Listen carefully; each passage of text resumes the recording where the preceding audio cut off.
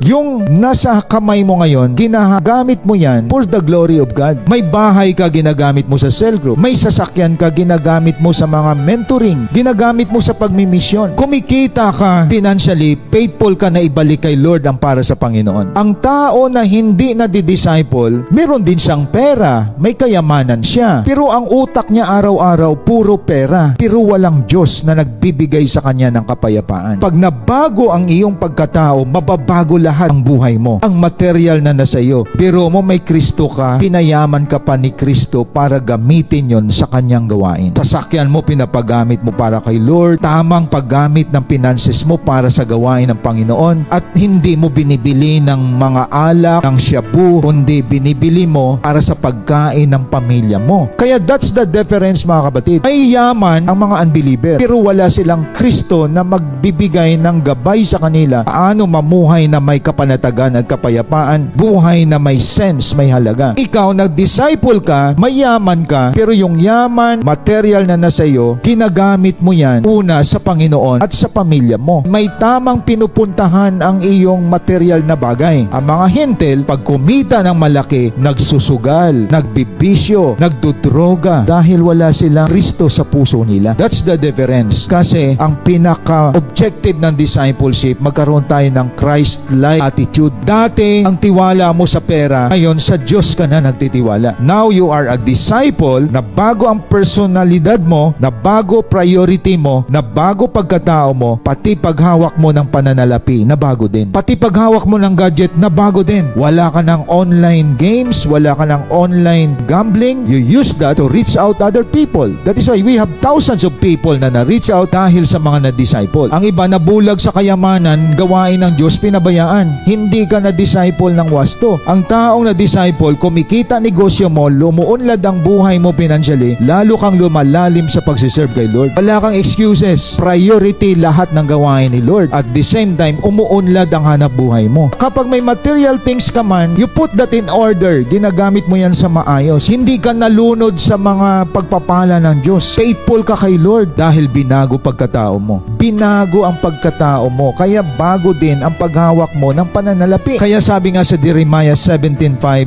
"Cursed is the man who trusts in mankind and makes less his strength, and whose heart turns away from the Lord." Sa halip na sa Diyos magtiwala, sa bossing nagtiwala, sa nagbibigay ng yaman nagtiwala, sa work sa nagtitiwala, hindi sa Lord. At sabi doon, sumpain. Doon tayo minsan nakapokus sa what? Sa material things. Hindi tayo nakapokus sa ating pagkatao na ang Diyos ang nagbago sa atin.